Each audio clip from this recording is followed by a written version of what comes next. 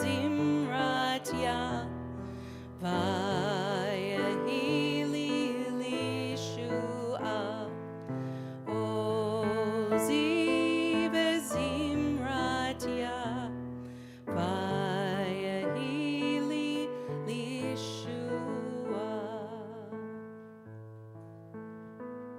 If only we could live in an October 6th world. But October 7th remains barbaric as it was tragic, unimaginable, and still all too real. So this Yahrzeit night, we join in remembrance of every life lost, of every soul stolen away, and even with our faith shaken, of the hope we share that still holds us up.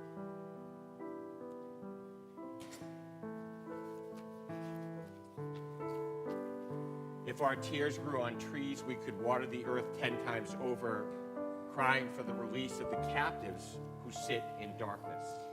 If our tears grew on trees, we could make the desert bloom, sending them a glimpse of beauty in their despair. If our tears grew on trees, the rivers would be flowing into the sea and far beyond, carrying them to safety. If our tears grew on trees, the mikvah would be filled, waiting to submerge us all, healing bodies and minds.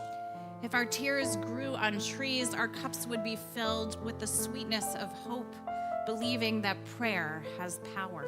If our tears grew on trees, the emissaries of freedom would reach them all, life rafts of salvation and peace. The tears we shed are holy.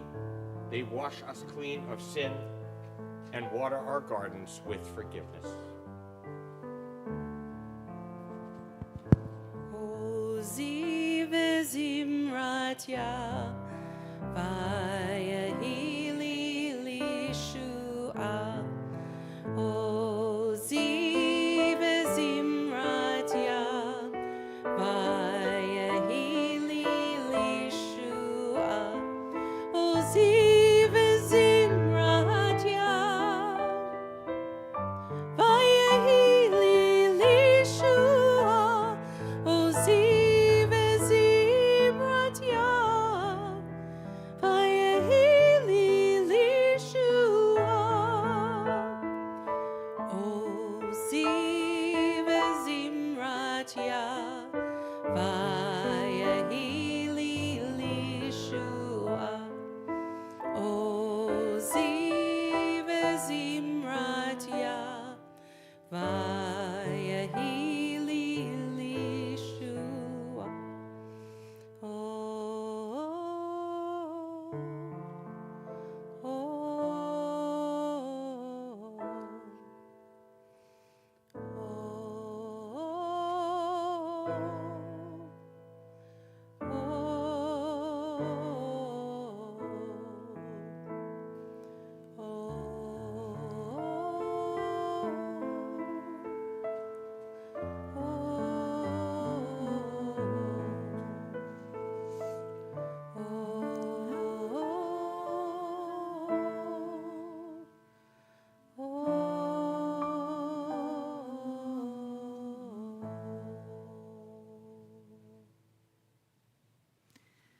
Traditionally, on Yom Kippur afternoon, we recite a liturgical passage called Eila Ezkara, These We Remember, in our martyrology section. Modern liturgist Alden Solovey wrote a contemporary Eila Ezkara, remembering all those who were slain on October 7th. As we share, there are some bolded words we invite you to read along with us. Eila Ezkara, these I remember. The young and the old, the children, the mothers, the babies, the fathers, and I do not look away. The brutalized, the maimed, the assaulted, the raped, burnt alive, terrorized and tortured, killed and kidnapped, and I do not look away. Al Eila ani buchya, for these I weep. In every age, in our homes and our villages, in the fields and on the streets, in our cities and our towns, death and terror stalk. Eini Yorda Mayim, my eyes, they flow like streams of water. For Re'im and Be'eri, for Pittsburgh and Toulouse, for Kfar Aza, Nativ HaAsara, and Nahal Oz, for Mumbai and Kaliville, for Ofakim, Nir Oz, Nirim, and Sderot, for Paris and Poway, for Alumim, Zukim, Saidak, and Kisufim, for Halle and Overland Park, for Nir Yitzchak, Hodlit, and Sufa, for every community in every generation. Eila Ezkerah. These I remember. But how can I remember what was stolen? The loves lost, the dreams lost, scientists, poets, artists, visionaries, leaders, learners, teachers of Torah, the generations lost, the children of children and their children, and theirs never to be. Eila Ezkerah v'nafshi alai eshpecha. These I remember. I pour out my soul from within me. and I call out, Adonai, Adonai, El Rachum v'Chanun. God, God, compassionate and gracious, remember us.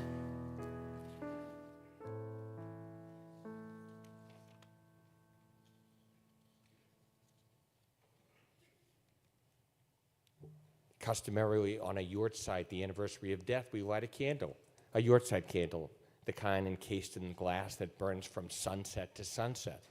Why sunset to sunset? Because when night dawns, it gets dark. Life for us as a people Israel, a state of Israel, a Jewish people, has been sort of dark. Certainly this past year, for years, actually. But since last October 7th, this marks the yahrzeit. This is the night we kindle these lights, and who better to call on and kindle than the spiritual leaders and colleagues in our own community who we treasure, whose support gives us strength, and whose love helps us know they are always there. Please join me.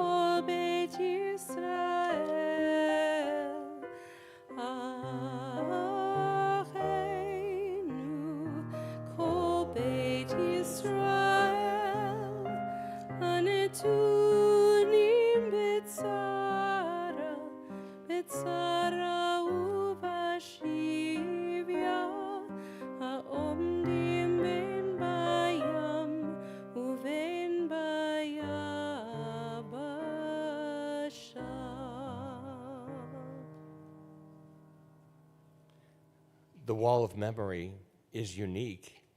Many synagogues have plaques to honor those who have been lost their lives or were gone from this world, and little bulbs turn on. We, copying a congregation in New York City, a Reconstructionist congregation, have plaques that are shelves, and akin to when you visit a graveside, you leave a stone. Stones remain the core of the earth, like our love. You'll notice in the far corner is a new monument of memory. It is dedicated to 1,200 plus worlds that are lost. It reads, "For victims of terror and hate, 7th October 2023. And so, I'd ask you to rise as we dedicate this monument.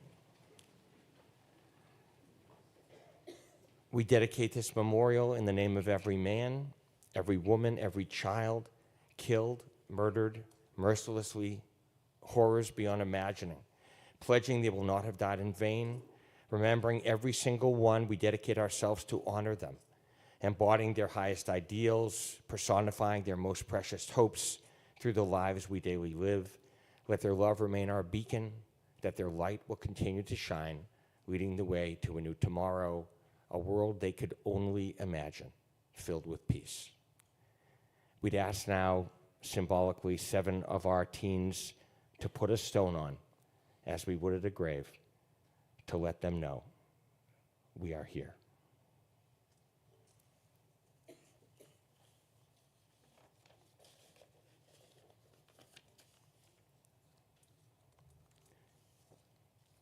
Please be seated.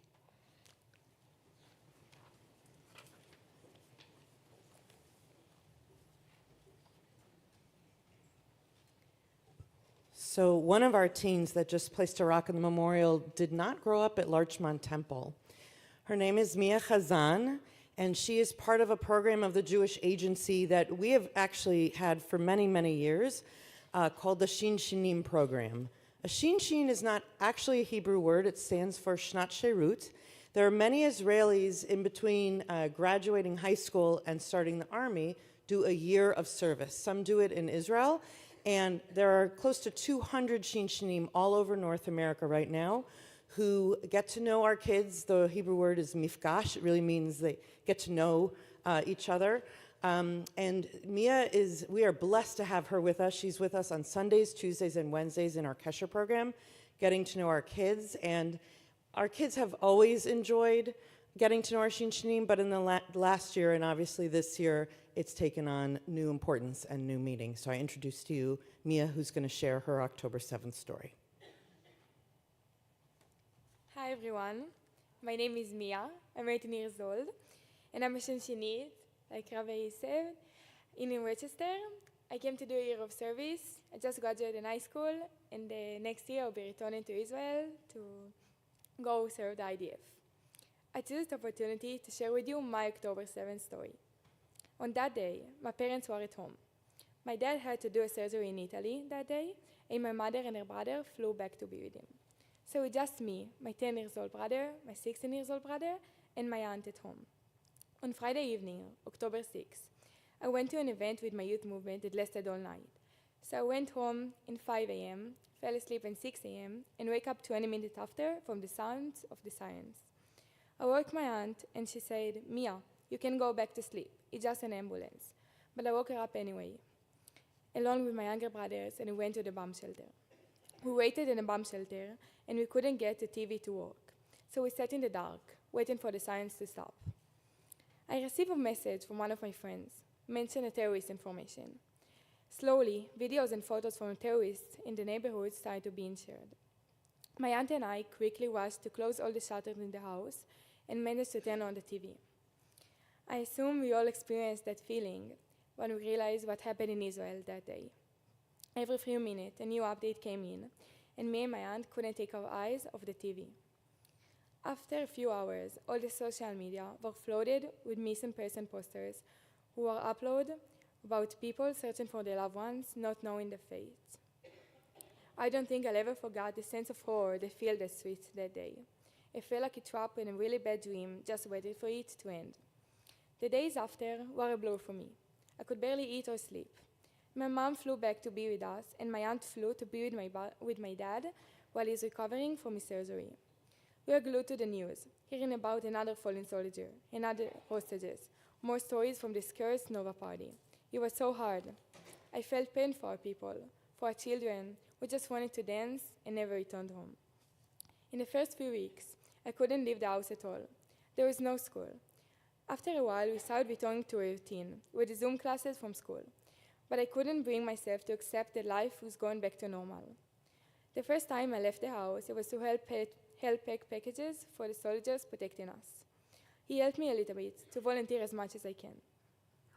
All of our life divided between after and before October 7th. A hole is created within us, one that grows larger with every fallen soldier and every piece of information we learn about the hostages. Since then, we learn every day how to live beside the pain, how to continue with our daily life and not let the pain paralyze us, not let them win. I'm so proud to be part of a nation that, despite all the terrible disaster that happened, still never lost its faith or its hope. A nation that always faced with every challenge and still believed that things will be better. Today, I stand here in front of your amazing community, telling the story of our people. I'm so overwhelmed with your love and support and the desire to help us, especially from here. Thank you for everything.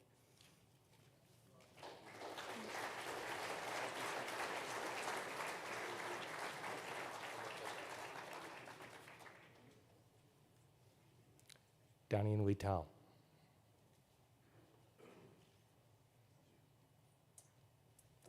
They're right there.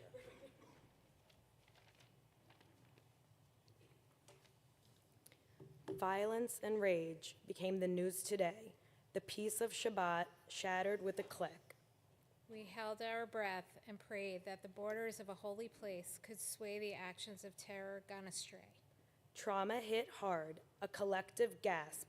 We have been here before, with guns pointed at our heads. Set ablaze generations of pain, rousing us from our beds. A blink of an eye, washing away hope and freedom, and still we wait. Our courage and faith stretched to the brink, standing strong. We still proclaim we are here.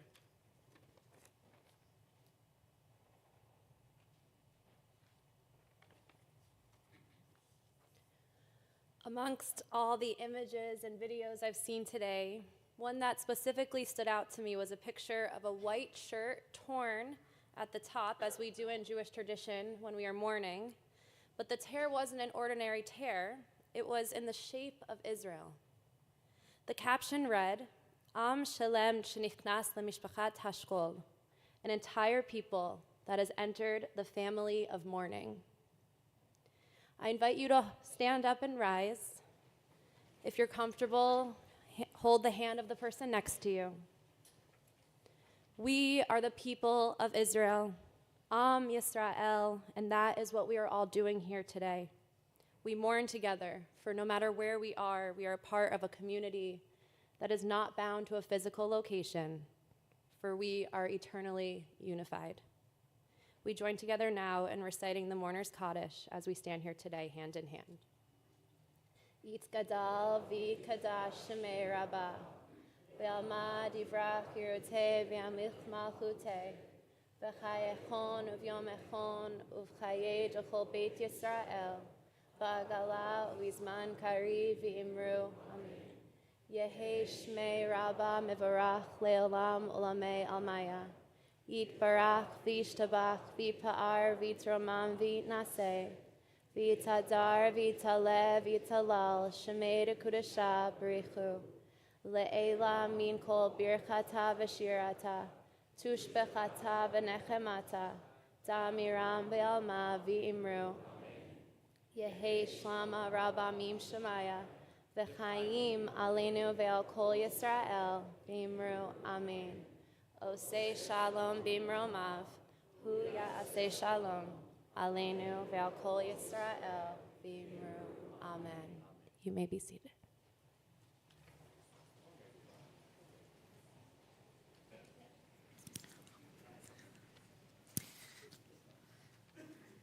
Actually, we rise once more for get some bonus exercise.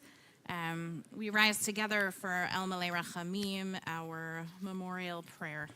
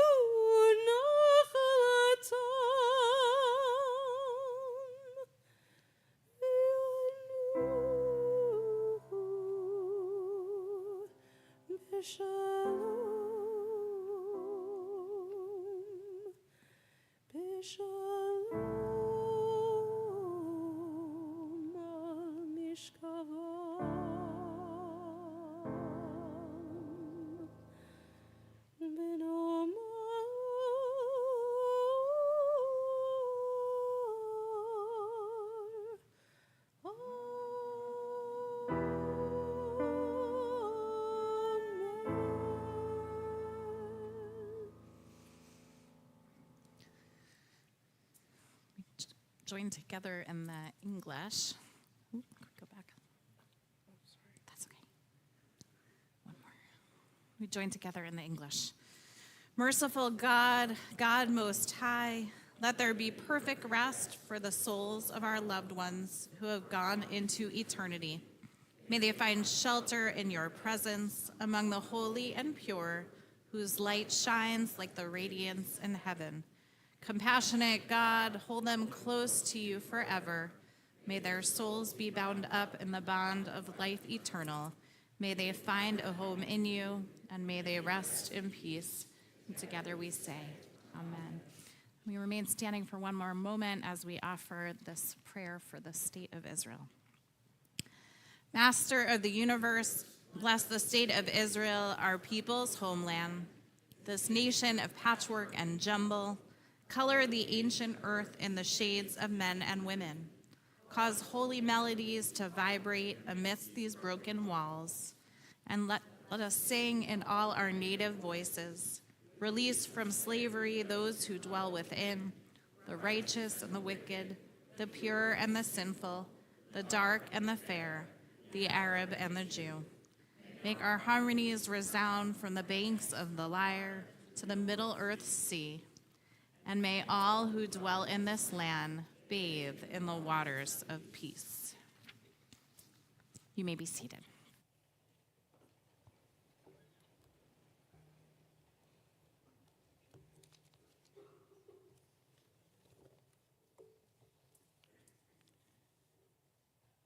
we are truly fortunate to have in our congregational family Jonathan Silvers, Emmy Award-winning journalist, filmmaker, who over the last 3 decades plus has illuminated stories of human conflict, furthered human rights, and presented the path to justice, truth, and sometimes even peace.